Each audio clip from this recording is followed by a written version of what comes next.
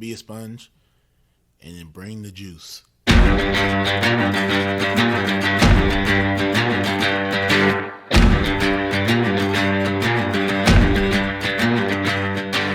focusing on your improvement, by focusing on your progress, and eliminating any fixed mindset that you may have and acts of perfectionism, then you encourage your own mastery. On some level, we do what we want to do 24 hours a day. Now, sometimes it may not seem like that, but if I'm choosing to work instead of sleep, what I'm actually saying is keeping my job is more important than sleeping.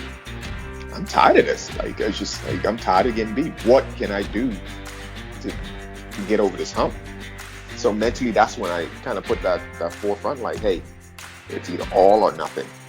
I like to put failure in quotations because I don't believe that failure is true failure if you're looking at it with the right mindset.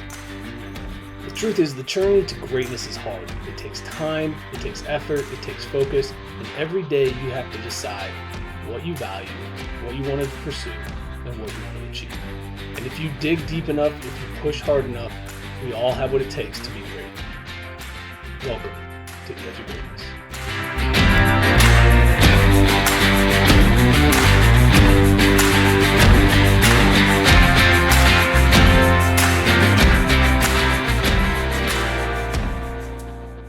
Hello and welcome back to another episode of the Edge of Greatness podcast. I'm your host, Charles Schultz, and today I've got a very special guest with me, Coach Ray Noe. He is the guy who brought me back into coaching when I started getting into the coaching world again, and now he's moved on to some pretty awesome things, and I think his story and journey is going to be something that you guys can take some pieces from, appreciate, and really grow from by listening to what he's gone through to get to where he is today. So he started obviously at the high school ranks working with JV, then his own program at the varsity level when I over at Central with myself.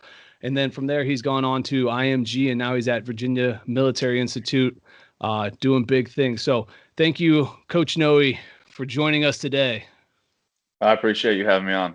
So what I was talking about with you, obviously, before we got on to the interview part and in the past is, a lot of people in this world, they see the people when they get to the top. They look at the LeBron James, they look at the Sabans, they look at the Belichicks, they look at these guys who have these great successes, and they go, man, I'm going to be that guy. And they don't really fully appreciate or understand kind of what that journey looks like. And obviously everyone's journey is different, but I know you've been through quite a bit, obviously with the COVID stuff hitting and having to move and change locations from Ohio all the way down to Florida and then back over to Virginia. What I want to start with is let's talk a little bit about that journey from leaving Columbus, which is obviously where you grew up, and then how that journey is kind of taken you to where you are right now. Okay. Yeah, sure. So I think I want to take it even a step further in terms of just kind of rewinding a little bit. When I was at Central, I had the opportunity to get my master's at Ohio State University in sports coaching. And I think, honestly, Schulte, like that program alone, I think put me on the path that I'm at now. It was a 1.5 to a 2-year program, and you're talking just the amount of self-reflection that you had to do in that program, from writing a 20-page paper about your life history and how you were raised and how you were as an athlete when you were 8, things that I couldn't even recall, and just like sitting down with my mom and dad and having them describe their memories of how I was and how I was coached. Because at the end of the day, what I've learned is like, that's what shaped me to be who I am today as a coach and as a player, and even as a person now. So, getting my master's at Ohio State, I think was critical. After that program was done, I decided I wanted to go down a path that, to be honest, I thought I was ready for, but you don't really know what it is until you kind of jump in. You're talking about leaving a very steady job as a teacher, which I love to do, and as a high school head coach with a fantastic staff with yourself and Eric Gussler and Brad Griffith and some other guys who and it was interesting. It was a really hard decision. I decided to take a paid internship down at IMG in the summer, which was something that kind of led me to IMG Academy, and I lived in a 40-foot trailer with my dog, and we rented it out like an Airbnb. It was actually pretty fun. But again, like, talk about the sacrifices you make. Didn't think I'd ever be living in a trailer in someone's front yard, but hey, why not? So I got the chance to work camps at IMG Academy, meet some great minds, work with some great players, and then it kind of transformed into a full-time job, and I had to make that call to my principal at Pick Central, Stacy Tenenbaum, God bless her soul, who's a saint and is a baseball mom herself, and told her, hey, I'm going to follow my dream, and I know it's a risk, and I know it doesn't put you in a great position, but this is something that I think I want to do, and I'm going to jump in. And she was fully supportive. And next thing you know, I'm a paid coach at IMG Academy, and I'm coaching the JV team as the head coach, and then working with the national team as their outfield coach. And all those experiences at IMG were absolutely fantastic, because you go from, as you have such a different range of athletes there, from my JV guys, which was more of a developmental stage with them. Really have to really dive into teaching the game to them, and those type of components. Well, when you work with the national team outfielders, I mean, you're talking the year I was there, we had 6 draft picks out of IMG Academy, which is crazy. Yeah. So, you don't have to do much with those guys. Now you still need to, push them, and you want to make sure that they're not settling. And that's kind of the beauty, that it was a great group down there, where they weren't okay with just being who they were. They did want to get better. And I think there's a lot to that, and that didn't, and then obviously through my relationships, Daniel Hadra, who was a pitching coach down there, his brother, Jonathan Hadra, who's now my boss at VMI, that was the connection there. And, I told him just through our conversations, hey, this is something I wanted to do. I want to get into college baseball. I'd love to get into the Division I ranks. I played Division III baseball myself at Wittenberg University, and I didn't really think it would be an option that soon. I can tell you that much. I thought it would be a 2-3 year thing down there at IMG. And next thing you know, I get a call when I was in the airport, and talked to Coach Hadra for probably about 2 hours on one day, and then 2 hours the next, and try to figure out what I'm getting myself into. And then I just say, hey, this is what I wanted. I wasn't ready, to be honest with you, after just the year at IMG, but when you make that jump, you never know what's going to come. So again, I took a leap of faith, and I took my dog and my trailer and drove up to Virginia, and now that's where I'm at. So, and just recently, you got promoted to actually a paid assistant position, correct? I did, yeah. So I came on as a volunteer first at VMI, and there's one thing too I learned. I'm 32, and I got into college coaching here, within the last year and a half. So you're talking not the typical timeline for someone that wants to do it per se. Typically you play, then if you get a chance to play pro ball or whatever, you jump right in. But that wasn't the case for me. So, this was a passion I always knew I had, but I wasn't willing to kind of dive in till later in life. And that gets a little bit more scary, if you will, just from, other things that as you get older, you start to think about, from the financial aspect, from, just simply having benefits and medical insurance and all that. And when you're a volunteer, you don't have any of that. So, it was scary. It was definitely scary. I worked multiple jobs. I'm a heck of a barista now. I was a Lowe's worker. I was a cafeteria worker. I gave lessons all the time. But, that's the beauty of it. If you really want something, like you spoke about to start the podcast, like, if you really want it, it's not just going to be given to you overnight. You got to make sacrifices. And those are sacrifices that I was willing to make. Every head coach or college coach or CEO has their own story. And, that's just mine. And I want to change it for the world.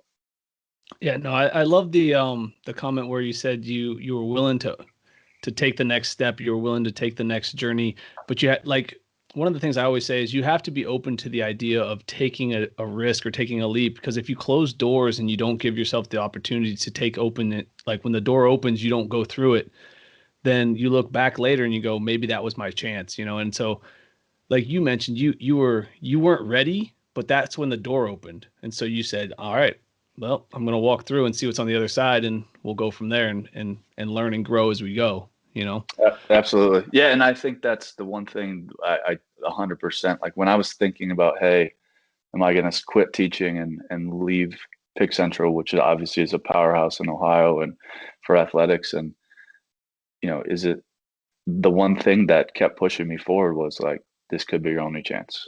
And at 40 or 50 or whatever, when that reflection would have occurred about where I was currently at in my life, like, I didn't want to tell myself or have the thought like, man, you could have did it, but you didn't. And so, thankfully for me, like I have a great support system in my family, and I've had the ability to take risks, and I think that's a big part of it too. But I've always counted on myself, and that's one, conversations with my family, especially my mom. Like she always says, like sometimes you do things that some of us have never even thought about taking, but every time you do it, it's because you believe in yourself and you believe in, I'm a people guy. So, I believe in people, and, I think getting to that right spot, which is where I'm at now at VMI under, Jonathan Hadrian, working with Sam Roberts, our pitching coach, and Tyler Cox, our new volunteer, like it's a staff and a place where I want to be and want to grow my roots. And it's kind of crazy when you sit down and think about it, just now in this, interview about how you got there, but definitely grateful to be where I'm at for sure. Oh yeah. I mean, it's always kind of fun to look back at the journey, because a lot of times when you're climbing the mountain and you're always looking up towards the top, you don't realize just how far you've come. And in a short period of time for you, you've went from just getting your master's to being at a high school that's, was being very successful and starting to build a program to, all right, we're uplifting, we're going here, we're uplifting, we're going there. And it was like kind of a whirlwind for a little bit. And you sometimes when you get caught up in that whirlwind, you don't appreciate just how many steps you took in that journey. And that's kind of fun to see for sure. Tell me a little bit about what life was like for you during all of this, this COVID stuff as a volunteer, because I felt like that part of the story was very intriguing and very real, because a lot of people don't understand the volunteer side of it, what you were giving and not getting back type of deal. So sure. Yeah, sure. So, we played 17 games last season. Our last game was at North Carolina, and I was sitting there coaching first base, talking with our first baseman who ended up being a first round draft pick by the Twins. And, we found out that the Ivy League canceled the season, or their season. And, obviously those guys are typically the smartest in the room. So, a lot of conferences seem to have a trickle down effect from them. And we're kind of scrambling because we were supposed to play Cornell that the following weekend. It was a midweek at North Carolina. And, now we don't have Cornell on the schedule. We want to make sure our guys get to play games. That's important to us.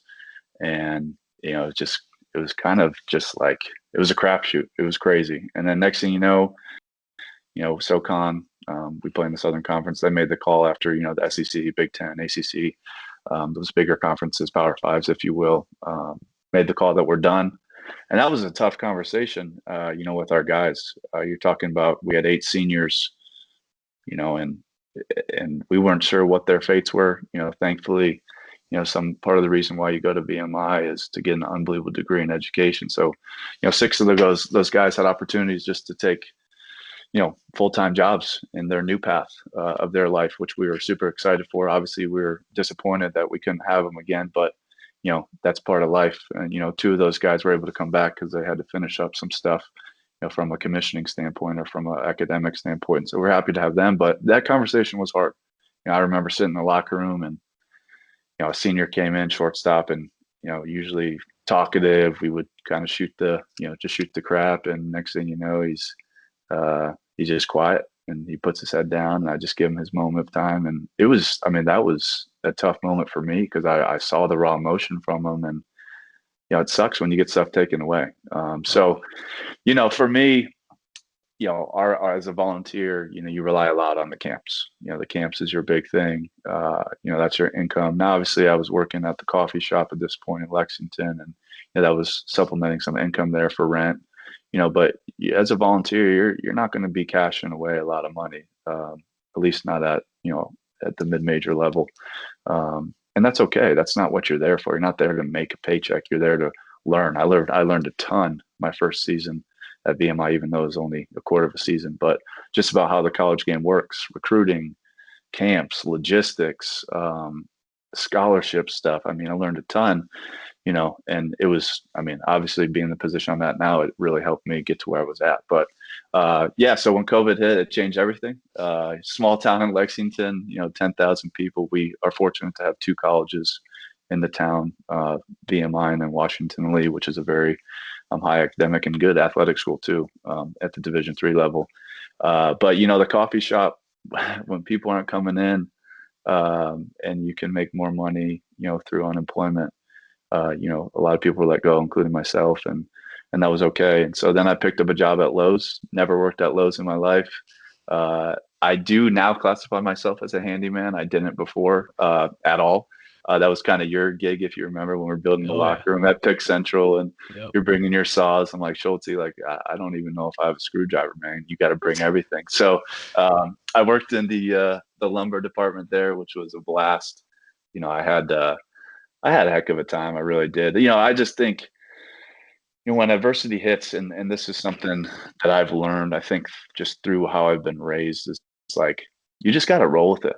Like, I could have sat there and been like, holy crap, like, what are you doing? Like, you're going to have to work at Lowe's, and, you're supposed to be a college baseball coach, and our season got canceled. But like, I just think you got to take everything with optimism. And that's just always how I've been. And, that's one thing I think, even though was really hard to work at Lowe's and work the midnight shift, and the next day work the 10 a.m. shift, like, I knew why I was doing it. And I think that helped, just with the thought process of like, hey, you just got to get through this. But that kept me afloat, to be real. I mean, I don't know if I'd be able to pay rent if Lowe's didn't hire me. And thankfully, during the pandemic, as you may know yourself, being a husband and a handyman, like, the amount of decks in Lexington, Virginia that were made, I mean, is out of this world. So we had tons of customers in there, and I had plenty of ability to work, which was great. So yeah, I mean, it was hard for sure. And then once the season starts, I mean, you're not there. That's the other thing too, as a volley, you got to really try to do a good job of, like, you're not there to be a Lowe's worker, or there to be a barista, or there to be a lunch lady. You're there to be a college baseball coach. So you got to do a really good job of, like, kind of, figuring out what that line is, where you got to do enough for yourself to keep yourself afloat and to pay rent, if you will. But at the same time, you don't want to take away from those unbelievable conversations that occur in the office, and just listening to the conversations that occur, or working with your guys. So, it's a hard thing to manage, but, I had the flexibility, thankfully, in my situation, and an understanding from my head coach, like, hey, I know what you're doing. He was a volunteer for 5 years before, he kind of went on his path. So it's just part of it. But it is nice when you have the support system from the staff, Oh yeah. When everyone's on the same page and they're bringing you along, and it's a family, that their heart's in the right place, and they have a little bit of understanding of what you're going through. It makes it a little bit easier to strap on the Lowe's vest and go to work. Exactly. I still got that in my closet too. I'm gonna keep that one forever, man. I'm gonna That's hang right. that in my man cave. Every time you go to work and do a project, you should just pull it out, and that's my thing. I'm gonna wear my Lowe's vest. Yeah, I love it. So I definitely busted out a few projects during the quarantine. When I got locked down and the gym got closed, I was like, well, I can't sit here. Like, I was literally an hour into the first day of being locked down, and I'm like bouncing off the walls, and Aaron's like, dude, you got to get out of the house. Go. Leave me alone. You're never going to make it. Yeah. It's a very common conversation I had with the customers that entered into Lowe's, into the lumber section. So yeah, I'm with you there. Yeah. So obviously now things are starting to get a little bit more back to normal. You're starting to get your guys back. You're getting ready for the upcoming season and all that stuff. How are the guys mentally now that there's still a little bit of uncertainty? There's still a little bit of the I don't know what's next kind of going on. How are they holding up with all that? Yeah, it's been tough. This was the first year, so our guys left November 20th, and they did not come back after Thanksgiving break. So that's new for us. So they were gone for 2 months. So they actually come back here in just about 5 days. They start to trickle in. So, I think the hardest thing for us was, not knowing, number one. Thankfully, we've been okay. But during this 2-month stretch, like, not knowing if COVID cases were going to, continue to climb in Virginia, and if their facilities would be shut down, and what type of work they could get in. It's easier for us when they're at our facility under our watch. I know I got a small group at this time, and we have team practice at that time, and they're going to be there. But a lot was put on their shoulders. A ton. I mean, we sent them out weekly plans with lifting and nutrition and throwing program, and our sprint program, and everything that they need. But at the end of the day, a lot was put on their shoulders. And I think kudos to our guys. I mean, over the course of the COVID time period, if you will, when we first got canceled, our season got canceled after that North Carolina game, I saw at least this fall when they first got onto campus, onto post, like I saw just a different look in their eye, a hungry look like, hey,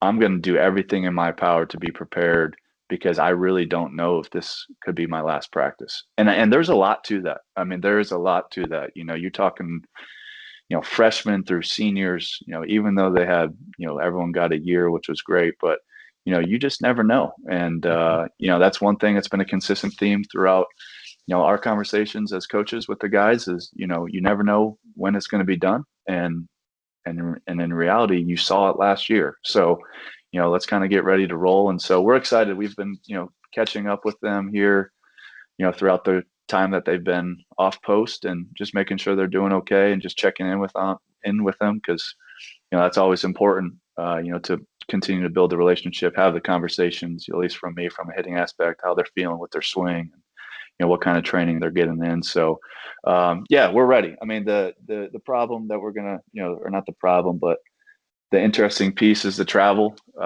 because, with COVID, contact tracing is a real thing. People testing positive is a real thing. And, the last thing we want is to put our entire team in jeopardy based on, our lack of preparation for simply, where the guys sit on the bus, if you will, and who they room in their hotels with, so there's been a lot more in that capacity that we've had to deal with. Another thing too, just from the testing side, different leagues, different conferences are testing differently. So we've kind of had to deal with that as well. But, at the end of the day, we feel confident. We're still scheduled to open here on the 19th, opening series with NC State, which will be a great test for our guys. And then, I think right now we got 50 plus games scheduled. So we feel good about it. And, knock on wood, hopefully, things roll smoothly. At some point, I'm sure one of our guys will get test positive or get contact traced back. It's just the nature of the beast. But, I think one consistent message that we're going to have coming into the spring is, similar to what I saw in Hard Knocks, actually, kind of ironically, is like, I think the teams and the programs that learn how to deal with the setbacks and can respond in a positive way to the setbacks are the ones that are going to be the most successful. Because I've always been a believer, like, don't waste your time and energy on things that you can't control. And you can be as safe as humanly possible. You can create a bubble amongst our guys, which they've done a great job with, doing the things and following the protocols that VMI has set forth. But at the end of the day, it's somewhat inevitable. So, how they respond to that and how, it's going to be awesome. Honestly, I think guys are going to have to step up and, I think they'll take advantage of their opportunities. No, I totally agree with that. I think that one of the things when you were looking at this season more than probably any other season is it's going to really tie into how everyone prepares. If you're not playing, you can't mope about it. You can't be pouting and waiting for your turn. You have to be preparing yourself mentally, emotionally, and physically, because like you said, you don't know if somebody might go out 1 week or you lose 3 players 1 week or that's just the truth of it right now. And more so than ever, your turn is going to come. Like, it's going to happen at some point where you're going to either injury, sickness, or something else, you're going to get a shot. And I think that's kind of a cool thing, but also obviously a scary thing from that perspective. But you have to be ready to go when your number's called. And if you're not, then guess what? You probably won't get another shot. Absolutely. And so I think that's kind of cool. And I love that you mentioned the controlling what you can control. I literally just recorded an episode that's going to come out on the 14th. That's Control the Controllables. So that's kind of funny that you said that. Yeah. Because I think that's huge. And that's one of the things I really wanted to make this year about for me is because there was so much that happened this last year that we couldn't control. I saw so many people responding emotionally and not like taking a breath, thinking it through, and then going, okay, well, there's nothing I can do about this. What can I do? Yep. Everyone was pointing fingers and blaming and just your fault, instead of, okay, what am I going to do now? Yeah. And so I love that you threw that out there. So, tell me a little bit about kind of what you've been working on learning wise for yourself. Because obviously as a coach, you're constantly trying to evolve and change and add pieces. Obviously I got to see a big part of that as you went through the master's program. I thought that was super cool to see your growth and leadership, because Pickerington Central was your first like high school head coaching job, right? So it was my second. I was at Bexley for 1 year, but that's from right. Division I level, that would be the first one. Yeah. Okay. And I was only with you for what, 2 years? Is that correct? 2 seasons? Yeah. But even from 1 year to the next year, and then I got to obviously see you because I was still in the school for the next 2 years. I loved watching the change that you put in because of the type of work that you do. And that's another piece that people need to understand, is that you can evolve and change over time. You don't have to get stuck in this one pattern, this one way, if you're open to the idea of learning and growing. And so obviously I think that's a big thing that you showed me. And that's kind of why I went into my master's program, because I was like, well, I like what you're learning. I want to learn that too. So talk to me a little bit about some of the stuff you're learning right now. Yeah. So I think the moment I stepped foot on campus and just got a chance to sit down and talk with, Jonathan and Sam, like this is my first time as a college coach. Like, I had no idea what to expect. So I just sat and listened. And that's one thing that I've, I'm a talker, but one thing that I've learned is like, there's a lot of value in listening. And I think I translate that, to my players as well. And the hitters, like, there's a lot of value in just sitting there and listening to their conversations. And instead of speaking for the player, instead have the player speak for themselves. Because the moment that you try to jump in too soon, or right away even, and that player has failure or doesn't have success, I think that's when doubt and questioning starts to arise. So I think the biggest thing is have to, maintain, you have to make a relationship first, and you have to build that trust. And that's one thing that, with our staff at Central when we were there, like, I think we did a great job with that. And, through that master's program, just learning about how I coach, what type of person I am, what I act like when I'm stressed. I mean, all of those conversations that we had were instrumental to where I'm at now, because I was an emotional roller coaster at that point, and I would get fired up and then I would get real low. And, knowing me, everyone knows when Ray is not in a good place, because I'm about as happy-go-lucky as can be. And when I'm not, so I've really learned to try to, getting back to your question, like I've continued to learn from that master's program. I've reviewed the material, I've looked at, the one super interesting thing to me was always like the disc profiles, which is essentially like how your athletes are as people. And like, there's a championship formula for that. And, you can't have all people who are high eyes, which is what I am, who are, all right, well, we'll make it work. You got to have some people that are just like, super diligent and rule followers. And, so I thought that was interesting. I'm a big believer in the ABCA stuff. You and I had a chance to go to that. I think one of the 2 years that, you were on staff with me. I've continued to do that. I think it's one of the best resources that, that is around for all age levels for baseball coaches in general. You're talking about, the best coaches in the country able to talk on there, but then some of the best high school coaches in the country too, which I've learned a ton. I love sitting there and just listening to, how guys handle stuff at their level and how I can, make a translation to do it at ours. And, obviously taking this role on now as the hitting coach, there's a lot of responsibility on my shoulders to get guys going in a positive direction. And, I've learned a ton. And I will say too, over this COVID era, Zoom calls have been pretty cool. I got a chance to get on one the other day with about 30 coaches that was led by Ryan Shipka, who is within the Yankees organization, used to be at Toledo in Michigan, and just a guy I met at the ABCA. How about that? And, got a chance to lead a topic, and there's a lot of good minds on there, and took tons of notes. So I just think, man, the big thing is like,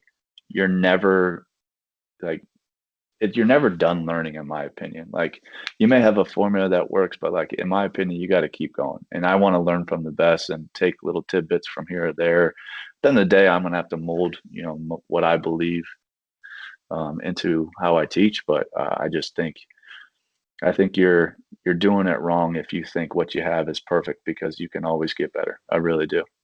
Yeah, I heard something the other day is the biggest enemy to success is the good enough. Yeah. And you know, you have a good year, and I was like, all right, well, that's good enough. And then you kind of rely and rest on the fact that you're there at this particular point, and you don't put in the same effort that got you to that point, and then you see a drop off. And I think that's kind of one of those things where you see kids come in and they have success early, and they go, wow, man, this guy's going to be great. But then they get comfortable and they don't push to the same level. And then you see a drop off the following year, and you're like, well, what just happened? Where's that guy at? And it's not that the guy's gone. He just didn't work as hard. And also the other thing I really liked is you talk about you're never done learning. You're just listening. And that's something I've have trouble with. I want to answer people while they're talking, because I know where they're going. I know what you're going to say. So I'm going to jump in and, oh yeah. And then this, and then they're like, yeah, exactly. I'm like, well, why did I answer that? You're talking to me. I need to just shut up and listen. Yeah. And I was telling you earlier, I just got on an interview earlier with Dwayne Carter. He's at Duke. He's a defensive lineman. And he's like, my first year, my whole job was to be a sponge. And I was like, I love that. He goes, yeah, everywhere I went, I'm just soaking up as much as I can, as often as I can. So that way, when my time comes, I'm ready. And I think the people who are always looking to get better and out there for success are constantly trying to learn, like you're saying. So I think that the cool thing with this process for me is I get to hear people say similar things in different ways. And I think that's the fun part about the podcast so far for me is I've had a handful of interviews, and everyone tends to talk to similar points, but they all have different stories or ways of getting to that point. And I think that's so valuable to our growth, is to hear it in different ways, because you never know when it might just be like, oh, that's the way. That's my way. So there's a lot of beauty in that. Yeah, no, I think so. I think that's what's great about it, is that we have so many different ways to learn that we don't have to just do it one way. You know, I talked with TJ, who you know from down at ING. A great interview. Yeah. And he talked about the audiobooks being his saving grace, you know, because he didn't like to read. And so there's always so many different ways to learn. And I think this is just another platform to do it. But the more ways we hear similar things, the easier it is to hammer that home. And I think that's what's hopefully going to happen from people listening to this. So absolutely. From the ABCA, I'm curious, because I love that. I love the stuff that we got when it was in Indianapolis. What was your favorite one from this year? So there was a bunch. You know, probably. Geez. I mean, that's a hard question. I mean, I like all of them. You know, just because kind of my focus has been, you know, on the more of the offensive side of things now. You know, Coach Lee from Clemson came on, and you know, obviously Clemson's you know, a very highly touted program, and just listening to him speak about some of the things in terms of how he communicates with the guys, some of the drill work stuff that he did, you know, a lot of align, you know, kind of with my own philosophies. You know, the one thing I took from him especially was, you know, with our guys, we talk a lot about just mentality and approach at the plate. And, you know, Clemson, if you've ever played them or seen them play, they just absolute flat out rake. And, you know, just hearing like kind of what their approaches and mentality is with no strikes versus one strike versus two strikes versus a 3-2 count where they go back to their one strike approach, you know, just hearing that, I thought it was gold. I really did. I thought there was a lot of nuggets in there, you know, but then get an opportunity just to listen to some outfield ones as well, you know, and just kind of getting some new drill work and kind of seeing where we're at with stuff. You know, I thought, you know, another really good one, Bobby Scales, who was with the Pirates, he talked about the art of the steal, you know, with our offensive mentality and kind of our guys and who we have. You know, we try to be fairly aggressive on the base pass, and you know, that was a good one for me. Got some interesting, you know, tidbits from more of like a numbers standpoint, you know, from, hey, in the MLB, the average lead at this length equals safe at this percentage versus this length. So that was, I enjoy that. I do enjoy the numbers. I think that's good. And then, you know, just there's a whole bunch of them. And Jeff Willis from LSU, Ewens, he talked about, and I probably butchered that last name, but you know, he's won the national championship, like, I don't even know, 8 times, and just talks about his offense approach with controlled chaos. And, you know, the one thing that he said that I really liked, and I think there's a lot of value to this, and Schultz, you know, like I could say, hey guys, we got, you know, there's so much value. I'm going to take a step back. There's so much value to how you say something. Yes. You just talked about it. Like, people in your podcast have said it this way versus that way versus that way, and they're all pretty much saying the same thing or maybe similar, but this one may resonate with you more than that one, right? So he's sitting there talking, and he's talking about how he hates when his guys, with 2 outs go to get their gloves ready. And so, I've always heard it be like, all right, guys, we still got 1 out left. Like there's a ton of, we can do a ton of damage with 1 out. So he doesn't communicate it that way. He says, guys, we still have 33% of the inning left. And I just thought like, whoa, like that, Yeah. like that's a very different way to a certain extent of looking at it. But to me, I'm like, oh shoot, 33%. I'm fired up about that opportunity. I mean, that's a ton of inning left. Right. I've never heard it like that before. That's really neither did I. I mean, so I thought that was really cool. Yeah, because if you think about it, like you hear, oh, we got 1 out left. Well, 1's not very big. 33 is though. Lot. Even though 33% is like not a huge percent. Well, 33% is also Hall of Fame worthy. Correct. So there's a lot of positives from a baseball perspective, especially when you think of it in a percentage standpoint versus you have 1 out left. And I think that is huge. I like that. I like that a lot. I think I'm gonna use that.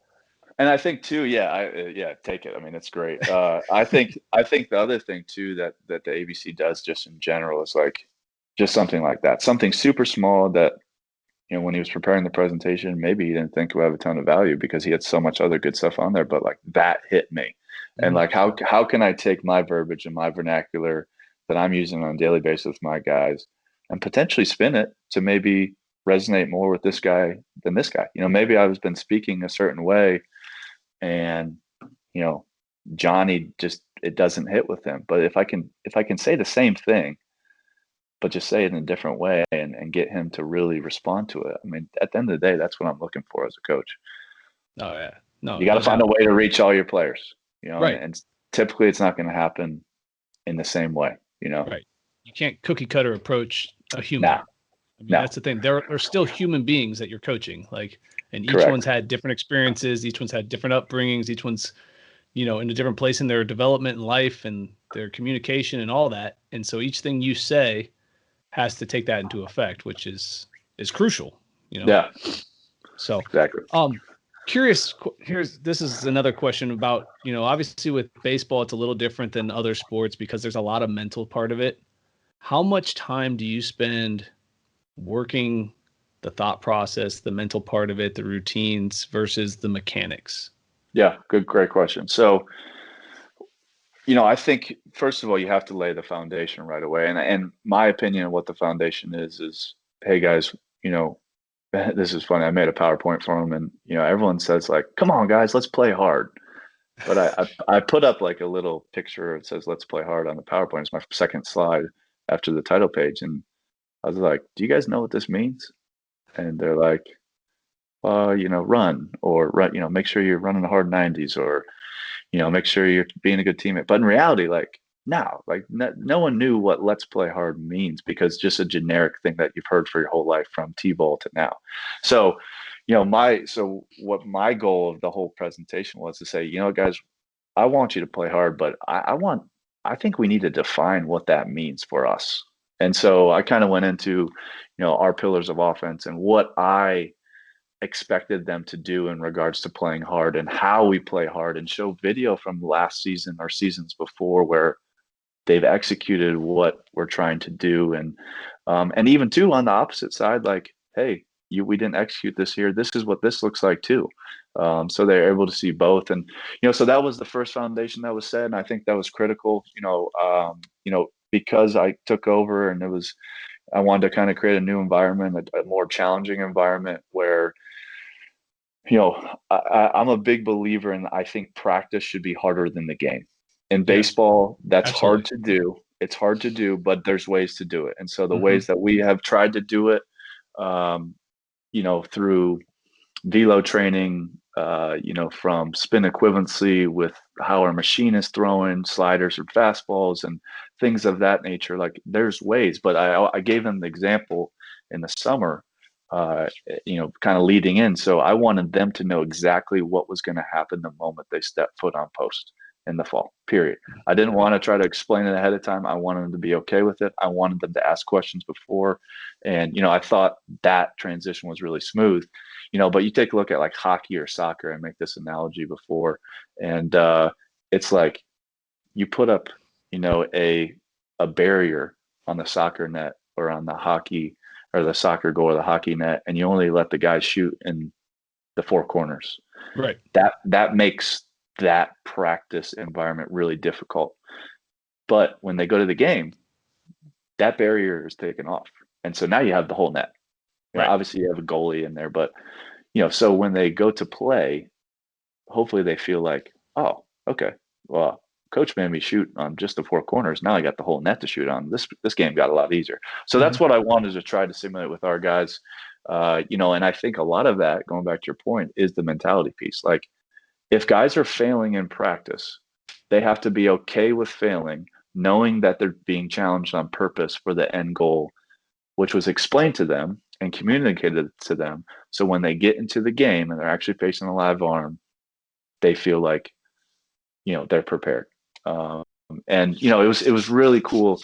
Everyone bought in. It was fantastic. I thought our work was good. There was times when our hitters would be pissed at me, and that's okay too, and but they knew why. Right. We used beanbag balls for BP. I'm talking the most ragtag balls you've ever seen, purposefully, because I want them to, and there's something to this. Like, sometimes when they hit it good, they thought they hit it good, and it just hits off the wall. They're like, son of a gun, but again, we did it on purpose because we kind of wanted to just train the mentality like, hey, it's okay. Did you make solid contact there? If the answer is yes, then who cares what the ball does? Again, you can't control it. Like, you just focus on your approach and your plan. And then, it's cool when we got to the game. We had our first inter squad game, and I think the offense scored like 17 runs, and we had 4 home runs, and we're obviously it was a good performance for us. And had a couple guys come up and be like, wow, like that kind of worked, right? I'm like, well, it was one game. I mean, it's a very small piece, but it's very refreshing to hear you think that all the training that we put in up to this point has made you successful for that one game. Well, yeah, I mean, and even if it is one game, that little bit of success is going to feed them when it gets hard again. Yep. Because they're going to look back on that and go, all right, this sucks right now, but I can't focus on the now. I got to focus on my process. I got to focus on what I'm doing, to why I'm doing it, and with the knowledge that there is an outcome out there for me. Sure. And I think that's crucial for them, because that little bit of success is going to fuel through the next difficult moment, because there's going to be difficult moments. We play a game that's very failure based, and it's funny because I literally talk to all my hitting clients within the first session or two, depending on where their level's at. But I go, how often do you fail in a game? And they're all going to say at least 50% or more, depending on the level they're at. And I go, if you were in school, would that give you a passing grade? They're like, no. Do you feel like 50% is successful? No. I go, then why do you feel like we should practice at 100%, where every swing is perfect and it's teed up for you and you have to feel good? Love it. And they're like, oh, I guess not. So I try to do similar things. Obviously, I don't have all the tools that you get to play with, or the field and stuff like that. But, I'm definitely on board with the failure piece. Obviously, I'm wearing the hat right now that says "fail forward." I know, I love it. So I'll have to give me one of those. I'm all about using your failure to advance yourself, and I think that that's something that we, as coaches, need to get our athletes on board with. Is you're going to have setbacks.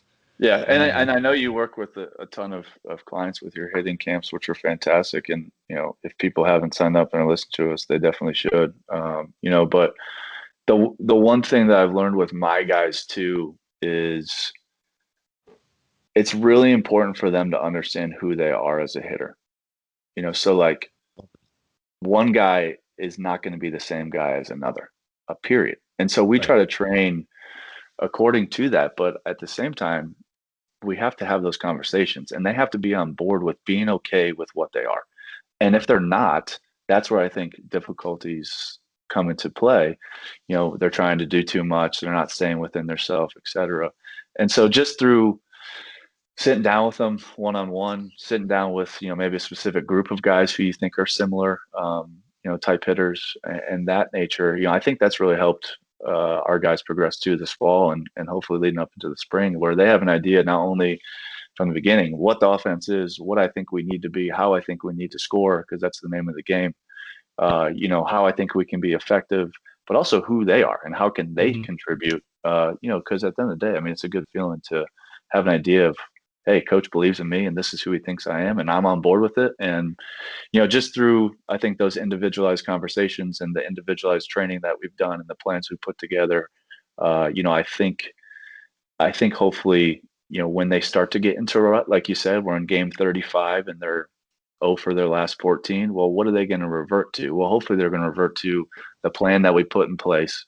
They're going to have a baseline to get back to kind of mentally reset, if you will, to then, hopefully be productive from there on out.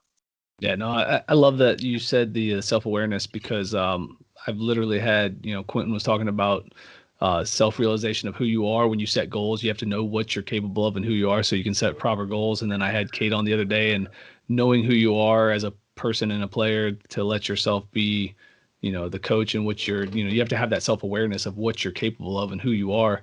Because obviously if you're 5'4", 140 pounds, but you run a 6'2", you're not going to hit balls like a guy who's 6'5", 280 and runs a 7'5". I mean, you're in the lineup for different reasons. So not saying that you can't hit bombs and have a good time and be a power guy, but you're probably going to lay down a bunt every now and then. You're probably going to be a gap to gap guy. You're probably going to look for the extra base, You're going to have to be a guy who hustles out of the box, where, the big dude's just trying to hit the ball as far as he can and drive in runs. And It's a different mindset, different mentality. So I really like that. And again, that feeds back to hearing things in different ways, because everyone's been talking about that self-awareness piece. And I think that's something we can all kind of benefit from, is the self-reflection, the self-awareness, the knowing who I am right now, so you can make the next adjustment.